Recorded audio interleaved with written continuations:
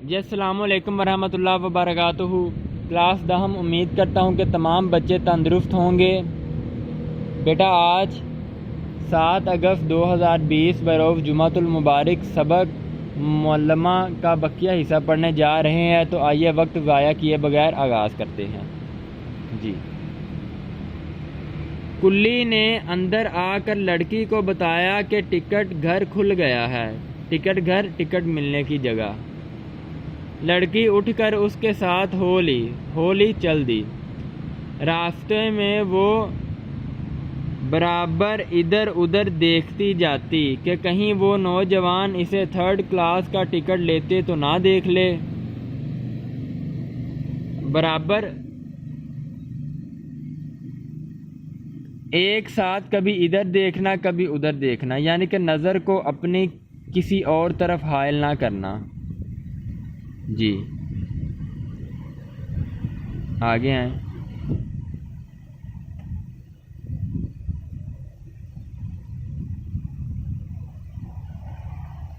کیا کہے گا اپنے دل میں، لیکن وہ کہیں نظر نہ آیا۔ لڑکی نے اطمینان سے ٹکٹ لے لیا، اطمینان سے، سکون سے، بغیر پریشانی کے۔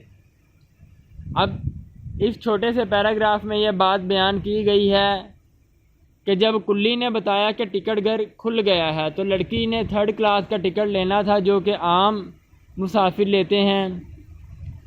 3rd کلاس ٹکٹ عام لوگوں کے لیے ہوتا ہے، اور جو خاص شخصیت ہوتے ہیں وہ 1st کلاس کا یا اسپیشل ٹکٹ خریدتے ہیں۔ تو لڑکی اس حوالے سے پریشان تھی کہ میں نے اس لڑکے کے سامنے خود کو ایک رئیس زادی ثابت کیا ہے، اور میرے تاثرات، میرا برقع، میرا اٹیچی کیس، میرا چرمی بٹوا اس چیز کی دلیل پیش کرتا ہے کہ میں ایک رئیس زادی ہوں اور امیر گھرانے سے تعلق رکھتی ہوں۔ اب اگر اس لڑکے نے مجھے 3rd کلاس کا ٹکٹ لیتے دیکھ لیا تو وہ لڑکا مجھے غریب سمجھے گا اور میرا مذاق بھی بن سکتا ہے۔ بس اسی لیے وہ برابر ادھر ادھر تکتی گئی کہ کہیں وہ لڑکا اسے دیکھ تو نہیں رہا۔ جی آگے آئیے۔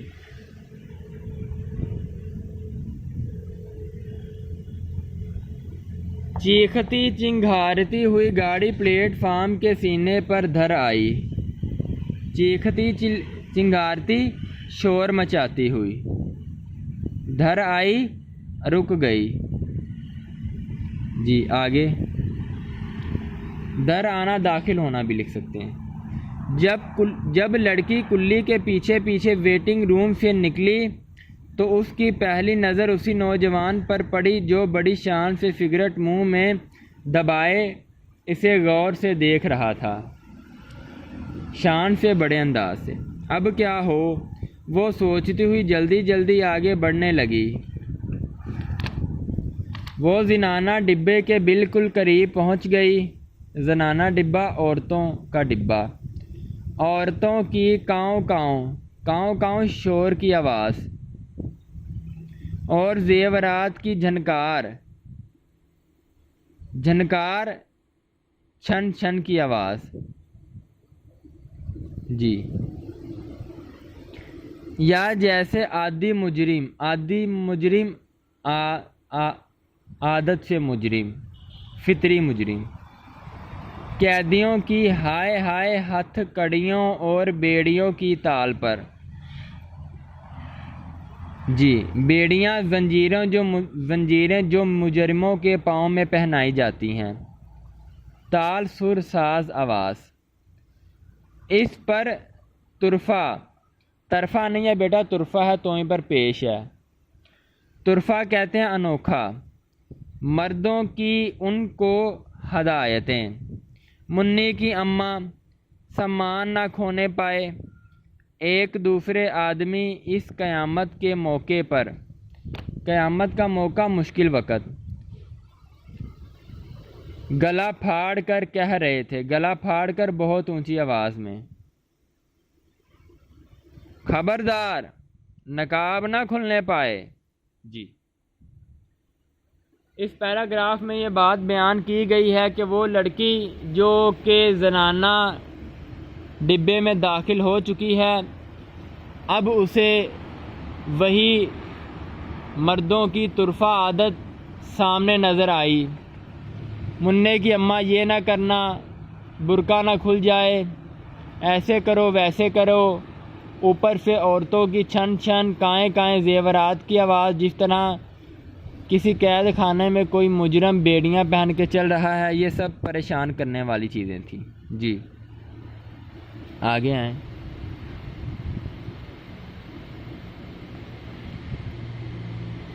لڑکی کا کلی دروازے پر اڑے ہوئے مردوں کے درمیان سے نکل کر ڈبے میں داخل ہونے کی فکر کر رہا تھا کہ پیچھے سے عورتوں اور مردوں کی ایک ٹولی گروہ کو کہتے ہیں، اس بھرے ہوئے ڈبے پر حملہ آور ہوئی۔ حملہ آور دھمکنا، زبردستی گھسانا، حملہ کر دینا، اور لڑکی بیچاری بیچ میں پھنس کر رہ گئی، بیچ میں درمیان میں۔ اس ٹولی کی ایک عورت نے اپنا چاندی کی چوڑیوں میں پھنسا ہوا ہاتھ برقعے کی گڈری سے نکالا اور لڑکی کو راستے میں حائل رکاوٹ دیکھ کر دھکا دے دیا، پیچھے کر دیا۔ گڈری کہتے ہیں پیوند لگا لباس۔ لڑکی ایک جھکولا کھا کر سنبھل گئی۔ جھکولا، جھٹکا، گوتا، چکر آنا۔ اس کا دل بے ساختہ چاہا کہ وہ عورت کا جھالروں سے مزین برقع نوچ کر بھاگ جائے۔ جی نوچ کر، پھاڑ کر، مزین آراستہ، سجا ہوا۔ جی آگے آئیے۔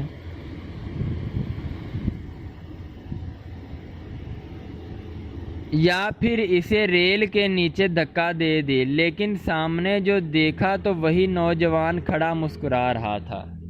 جی وہی بات ہو گئی، لڑکے نے اس لڑکی کو بطور طنز اپنے سامنے لا کر کھڑا کر دیا۔ آگے آئیے۔ اب لڑکی کیا کرتی ہے؟ ارے کلی، تم مجھے یہاں کیوں لائے؟ وہ پوری طاقت سے چلائی چیخی اور کلی کو لے کر کسی طرح اس ہجوم سے نکل کر دوبارہ پلیٹ فارم کی پیمائش کرنے لگی۔ اس کی نگاہوں کے سامنے سینکڑوں میلے کچیلے برقعے غباروں کی طرح اڑ رہے تھے، میلے کچیلے گندے۔ کاش وہ بھی ایک ایسا ہی برقع اوڑھے ہوتی تو کوئی اس پر طنز مذاق، ٹھیک ہے، چبھتا ہوا مذاق۔ ایک عام مذاق ہوتا ہے، ہنسی مذاق، اور ایک طنز کہ جس سے اگلے شخص کو برا بھی لگے، چبھن ہو۔ طنز چبھتا ہوا مذاق سے مسکرانے والا نہ ہوتا، جیسا کہ یہ لڑکے نے طنز کی تھی لڑکی کو۔ اس کے دل کے کسی گوشے میں، یہ گوشہ کونے کو کہتے ہیں، یہ عارضی خواہش پھڑ پھڑانے لگی۔ وہ ہر پھر کر بلا مقصد ہی درجوں پر لکھی ہوئی عبارت پڑھ رہی تھی۔ جی بیٹا، ہر پھر کر، گھوم پھر کر۔ درجوں سے مراد اول درجہ، دوم درجہ، سوم درجہ، یہ درجوں کی تنظیم ہے، ٹھیک ہے۔ آگے آئیں۔ فرسٹ، سیکنڈ، انٹر، زنانہ، انٹر۔ وہ دفتن تھم گئی، رک گئی، دفتن اچانک۔ ایک بار عبارت کو پھر پڑھا اور یہ درجہ اسے موسلا دار بارش، مسلسل بارش، تیز بارش مونسون کے موسم میں ہوتی ہے، میں کسی گھنے درخت کا سایہ معلوم ہونے لگا کہ لڑکی اب اپنے آپ کو بچانے کے لیے ہیر پھر کر درجوں پر لکھی ہوئی عبارتیں پڑھنا شروع کر رہی ہے۔ اب ان درجوں پہ کیا لکھا، یہ فرسٹ سیکنڈ انٹر زنانہ انٹر، اب وہ رک گئی اور اسی کو بار بار پڑھی جا رہی ہے۔ اب اسے یہ پڑھائی کسی موسلا دار بارش میں کسی گھنے درخت کے سائے سے کم معلوم نہ پڑی، یعنی کہ اس درجے کی لکھائی نے لڑکی کو بچا لیا۔ وہ بلا سوچے سمجھے دروازہ کھول کر اندر داخل ہو گئی۔ کلی باہر ہی متعجب عجیب سا کھڑا ہے۔ لے آؤ سامان، وہ ایک دل فریب مسکراہٹ کے ساتھ بولی۔ جی آگے، دل فریب خوبصورت۔ کلی سامان رکھ کر اسے ایک آنکھ سے گھورنے لگا، جیسے وہ اس کی تہہ تک پہنچنا چاہتا ہو کہ یہ لڑکی آخر چاہتی کیا ہے۔